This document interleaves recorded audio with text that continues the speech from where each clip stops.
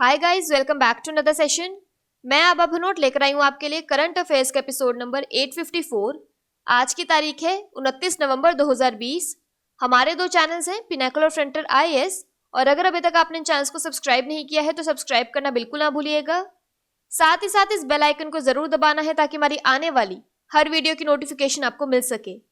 हमारी दो वेबसाइट्स हैं, sscglpinacle.com और baljeetdhaka.com। इन दोनों को विजिट करना बिल्कुल ना भूलिएगा।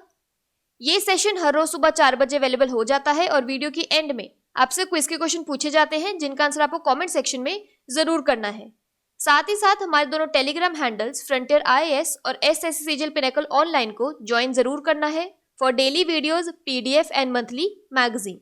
स्टार्ट करेंगे प्रीवियस क्विज के साथ। आपका पहला क्वेश्चन था, भूटान ने हाल ही में किस यूरोपीय देश के साथ राजनयिक संबंध स्थापित किए हैं? तो इसका सही जवाब था जर्मनी। और आपका दूसरा क्वेश्चन था, किस देश के भारतीय मूल के सांसद गौरव शर्मा ने हाल ही में संस्कृत में शपथ ली है? तो इसका सही जवाब था न्यूजीलैंड। स्टार्ट करेंगे आज के सेशन के पहले क्वेश्चन के साथ। किस देश के प्रधानमंत्री को नोबेल शांति पुरस्कार 2021 के लिए नामित किया गया है? तो इसका सही जवाब है option number c, Israel. Israel के प्रधानमंत्री बेंजामिन नेतन्याहू और अबू धाबी के crown prince Mohammed bin Zayed Al नहान को दो देशों के बीच रणनीतिक और राजनयिक संबंधों की स्थापना में उनकी भूमिकाओं के लिए नोबेल शांति पुरस्कार 2021 के लिए नामित किया गया है। नोबेल पुरस्कार विजेता लॉर्ड डेविड ट्रिम्बले ने अबू धाबी के क्राउन प्रिंस मोहम्मद बिन जायद के साथ प्रधानमंत्री बेंजामिन नेतन्याहू की उम्मीदवारी दर्ज कर दी है। ट्रिम्बले उत्तरी आयरलैंड के मंत्री हैं और उन्होंने देश के संघर्षों का शांतिपूर्ण समाधान निकालने के लिए किए गए प्रयासों के लिए 1998 में नोबेल शांति पुरस्कार जीता था। इसके बाद से उन्हें इस अंतर्राष्ट्रीय पुरस्कार के लिए अन्य उम्मीदवारों को चुनने का विशेषाधिकार हासिल है। नोबेल पुरस्कार समिति नेतन्याहू और अल नहान की उम्मीदवारी की समीक्षा करेगी। बात करें इजराइल की तो इसकी कैपिटल है जेरूसलेम और करेंसी है न्यू शेकेल। अगला प्रश्न है, राष्ट्रीय अंगदान दिवस के अवसर पर देश के पहले अंगदाता स्मारक का उद्घाटन किस राज्य में किया गया है? तो इसका सही जवाब है ऑप्शन नंबर डी, राजस्थान। भारतीय अंगदान दिवस 27 नवंबर 2020 को राष्ट्रीय अंग और ऊतक प्रत्यारोपण संगठन NOTTO भारत सरकार द्वारा मनाया जा रहा है। राष्ट्रीय अंगदान दिवस के अवसर पर राजस्थान के मुख्यमंत्री अशोक गहलोत ने जयपुर में देश के पहले अंगदाता स्मारक का उद्घाटन किया। केंद्रीय स्वास्थ्य और परिवार कल्याण मंत्रालय ने 2010 में नई दिल्ली में पहली बार भारतीय अंगदान दिवस और अंगदान कांग्रेस लॉन्च किया था। केंद्रीय स्वास्थ्य और परिवार कल्याण मंत्रालय के राष्ट्रीय अंग और ऊतक प्रत्यारोपण संगठन द्वारा तमिलनाडु के लगातार छठे वर्ष अंगदान श्रेणी में सर्वश्रेष्ठ राज्य का ताज पहनाया गया। यहाँ पर क्विक रिवीजन की बात करें तो विश्व अंगदान दिवस 13 अगस्त को मनाया जाता है। किस राज्य ने इंदिरा गांधी मातृत्व पोषण योजना शुरू की है? तो इसका सही जवाब है राजस्थान। बात करें राजस्थान की तो इसके डैम्स और रिवर्स में आता है जवाहर सागर चंबल, जसवंत सागर लूनी और राणा प्रताप सागर चंबल। नेशनल पार्क्स में आता है Ranthambore national park, Sariska tiger reserve, Keoladeo national park और डेजर्ट नेशनल पार्क। राजस्थान की कैपिटल है जयपुर, गवर्नर है कलराज मिश्रा और सीएम है Ashok Gehlot. World heritage sites में आता है जयपुर सिटी और जंतर मंतर। अगला प्रश्न है, भारतीय सेना के नए इंजीनियर इन चीफ के रूप में किसे नियुक्त किया गया है? तो इसका सही जवाब है option number b, lieutenant general Harpal Singh. भारतीय सेना के नए इंजीनियर इन चीफ के रूप में लेफ्टिनेंट जनरल हरपाल सिंह को नियुक्त किया गया है। वह वर्तमान में सीमा सड़क संगठन के महानिदेशक हैं।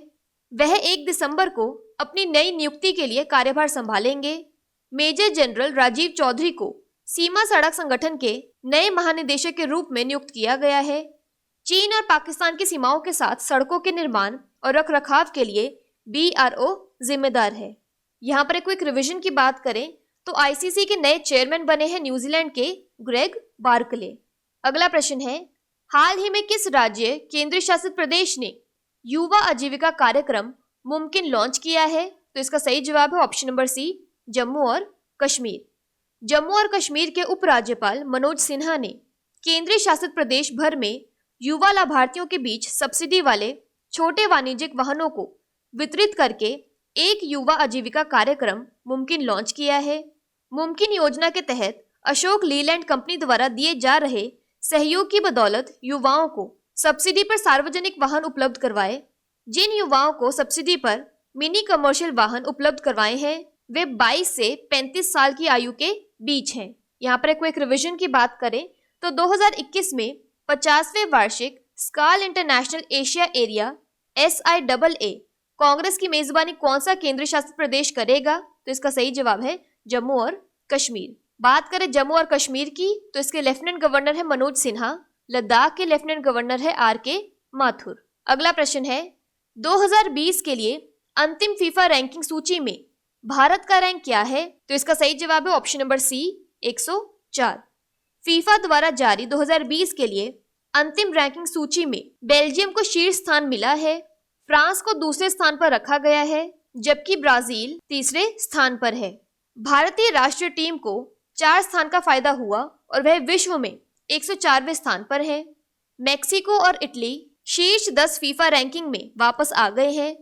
चौथे स्थान पर इंग्लैंड और 5वें स्थान पर पुर्तगाल है। अगला प्रश्न है किस राज्य सरकार ने राज्य की संपूर्ण आबादी को कवर करने के लिए स्वास्थ्य साथी योजना का विस्तार किया है? तो इसका सही जवाब है ऑप्शन नंबर डी पश्चिम बंगाल। पश्चिम बंगाल की मुख्यमंत्री ममता बनर्जी ने घोषणा की है कि राज्य के सभी परिवारों एवं प्रत्येक व्यक्ति को स्वास्थ्य साथी योजना का लाभ मिलेगा। केंद्र की योजना आयुष्मान भारत राज्यों के साथ 60/40 के अनुपात में लागू की जाती है, जबकि स्वास्थ्य साथी पर आने वाला पूरा वित्तीय खर्च पश्चिम बंगाल सरकार उठाती है। इससे पहले पश्चिम बंगाल सरकार ने स्वास्थ्य साथी के तहत कम से कम 7.5 करोड़ लोगों को लाभ देने का फैसला लिया था। स्वास्थ्य साथी योजना, जिसे आधिकारिक तौर पर दिसंबर 2016 में बनर्जी द्वारा शुरू किया गया था, माध्यमिक और तृतीय देखभाल के लिए प्रति परिवार प्रति वर्ष 5 लाख रुपए तक का एक बुनियादी स्वास्थ्य कवर है। स्वास्थ्य कार्ड परिवारों के महिला अभिभावकों को जारी किया जाएगा। बात करें वेस्ट बंगाल की तो इसके यूनेस्को वर्ल्ड हेरिटेज साइट्स में आता है Sundarbans wildlife sanctuary. West Bengal की कैपिटल है कोलकाता, गवर्नर है जगदीप धनखड़ और चीफ मिनिस्टर है ममता बनर्जी। अगला प्रश्न है सादिक अल मेहदी जिनका हाल ही में निधन हो गया, वे किस देश के पूर्व प्रधानमंत्री थे? तो इसका सही जवाब है option number b Sudan. Sudan के पूर्व प्रधानमंत्री सादिक अल मेहदी का 84 वर्ष की आयु में निधन हो गया। नवंबर की शुरुआत में उनकी कोरोना रिपोर्ट पॉजिटिव आई थी। श्री मेहदी का निधन संयुक्त अरब अमीरात में हुआ है। वे 1966 से 1967 और फिर 1986 से 89 तक सूडान के प्रधानमंत्री रहे थे। बात करें सूडान की तो इसकी कैपिटल है खरतूम और करेंसी है सूडानीज पाउंड। अगला प्रश्न है किस केंद्र शासित प्रदेश ने 1.5 मेगावाट सौर फोटोवोल्टिक पावर प्लांट नामक एक सौर ऊर्जा परियोजना स्थापित की है? तो इसका सही जवाब है ऑप्शन नंबर बी लद्दाख। केंद्रीय शासित प्रदेश लद्दाख में ले IAF स्टेशन पर केंद्र की मेक इन इंडिया पहल के तहत स्थापित सबसे बड़ी सौर ऊर्जा परियोजना पूरी हो गई है, जो जीवाश्म ईंधन और ऊर्जा उत्पादन के पारंपरिक तरीकों के लिए स्थायी ऊर्जा विकल्प प्रदान करती है। इस परियोजना का नाम सोलर फोटोवोल्टिक पावर प्लांट है। इस परियोजना की अवधारणा मेक इन इंडिया के तहत की गई थी और इसे जीवाश्म ईंधन और पारंपरिक तरीकों के लिए स्थायी ऊर्जा विकल्प प्रदान करने के लिए निष्पादित किया गया था। यह केंद्रीय और नवीन ऊर्जा मंत्रालय द्वारा निर्धारित के रूप में रक्षा क्षेत्रों के लिए 300 मेगावाट और लेह क्षेत्र के लिए 14 मेगावाट के लक्ष्य के लिए अब तक की सबसे बड़ी स्थापित सौर परियोजना है। अगला प्रश्न है 21वीं सदी का पहला नागार्जुन वेशा उत्सव किस देश में मनाया गया है? तो इसका सही जवाब है ऑप्शन नंबर सी ओडिशा। करीब 26 साल बाद 27 नवंबर को पूरी ओडिशा में जगन्नाथ मंदिर में नागा अर्जुन वेशा उत्सव मनाया गया। इसमें भगवान जगन्नाथ, सुभद्रा और बलभद्र का योद्धा जैसा श्रृंगार किया जाता है। जब कार्तिक मास में 6 दिन का पंचक होता है तब यह उत्सव मनाया जाता है। इससे पहले 1994 में ये उत्सव मनाया गया था। इस सदी में ये पहला नागा अर्जुन वेशा उत्सव है। इस साल कोरोना के चलते ये उड़ीसा का सबसे दुर्लभ उत्सव भी बिना भक्तों के मनाया गया। इसे अंतिम बार 16 नवंबर 1994 को मनाया गया था। यह परशुराम द्वारा सहस्त्र अर्जुन की हत्या की याद दिलाता है। यहाँ पर एक रिवीजन की बात करें तो हाल ही में आंध्र प्रदेश के मुख्यमंत्री YS जगनमोहन रेड्डी ने कुर्नूल जिले के पुष्कर घाट पर तुंगभद्रा पुष्करम उत्सव का उद्घाटन किया। बात करें उड़ीसा की तो इसके वर्ल्ड हेरिटेज साइट्स में आता है सन टेम्पल कोणार्क, डैम्स और रिवर्स में आता है हीराकुंड डैम महानदी और Indravati dam Indravati. National parks में आता है भिटारकनिका नेशनल पार्क और सिमलीपाल नेशनल पार्क।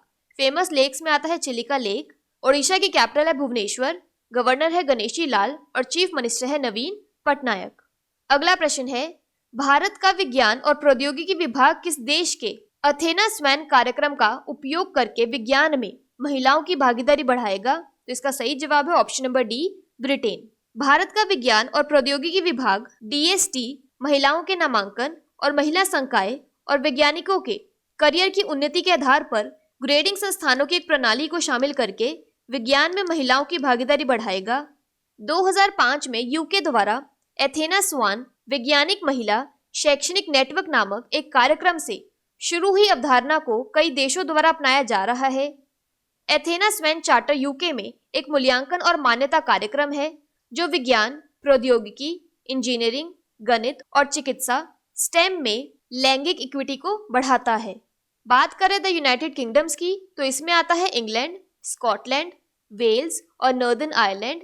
इसकी कैपिटल और लार्जेस्ट सिटी है लंदन। करेंसी है पाउंड स्टर्लिंग। बात कर लेते हैं आज के सेशन की क्विक समरी की। तो इजराइल के प्राइम मिनिस्टर को नोबेल पीस प्राइज 2021 के लिए नॉमिनेट किया गया है। नेशनल ऑर्गन डोनेशन डे पर इंडिया का पहला ऑर्गन डोनर मेमोरियल राजस्थान में बनाया गया है।